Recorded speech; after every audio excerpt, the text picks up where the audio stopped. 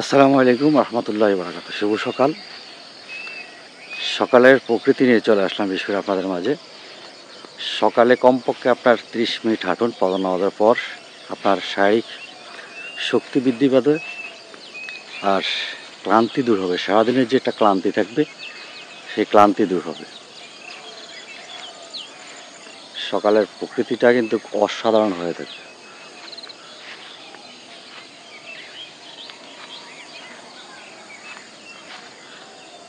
বিশেষ করে নামাজের পর আপনি মন খুলে হাঁটুন।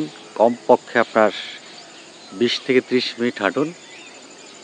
সারাদিন যে একটা পরিশ্রম লাগবে, আপনার ক্লান্তি লাগবে, সেটা লাগবে না যখন আপনি হাঁটবেন সকালের ফজর নামাজের পর। বিশেষ করে সারাদিনের সেই ক্লান্তি দূর হয়ে যাবে। উপরের অংশ দেখছেন বিদ্যুতের লাইন, এই লাইনটা কিন্তু ঢাকা থেকে আপনার মহেশখালী পর্যন্ত গিয়েছে এই লাইনটা। আর পিছনের অংশটা এটা হচ্ছে পৌরসভা, কুরুশের দিকে গিয়েছে।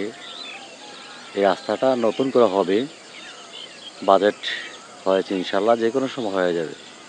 এটা মরা খাল হয়ে গেছে এখন। একটা সময় এই খালটা আপনার অনেকটাই সচল ছিল বেশি।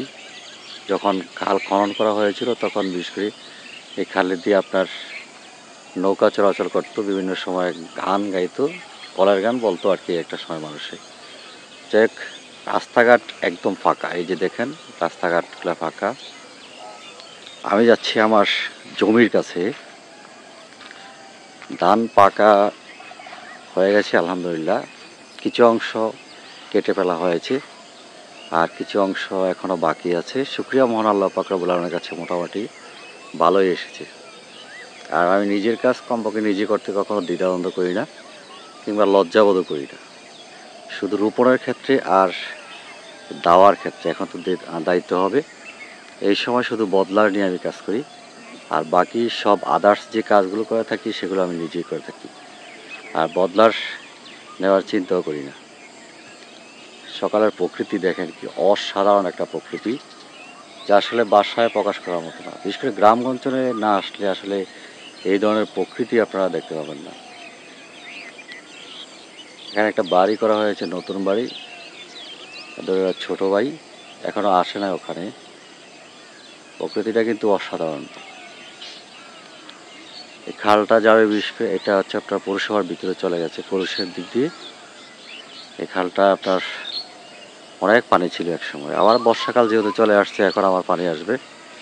একদম সকাল সকাল চলে আসলাম বিশেষ করে আপনাদের মাঝে আমার ভিডিওতে। আর জমিতে দেখতে হয় যে ধান পাকছে কিনা, সেই জন্য বিশেষ করে এসেছি। রাস্তাঘাটগুলো দেখলেন যে একদম ফাঁকা, এবং বিশেষ করে আপনার সবজি, এগুলো হচ্ছে সবজি ক্ষেত।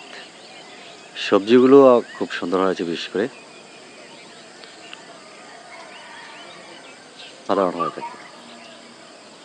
আলহামদুলিল্লাহ, শুকরিয়া মহান আল্লাহ পাক রব্বুল আলামিনের কাছে যে মোটামুটি অনেক ভালো দানে এসেছে সবার তুলনায়। কারণ আমি তো আপনার কৃষিকাজ দিয়ে থাকি না, আমার ছোট্ট একটা পারবেসি আছে।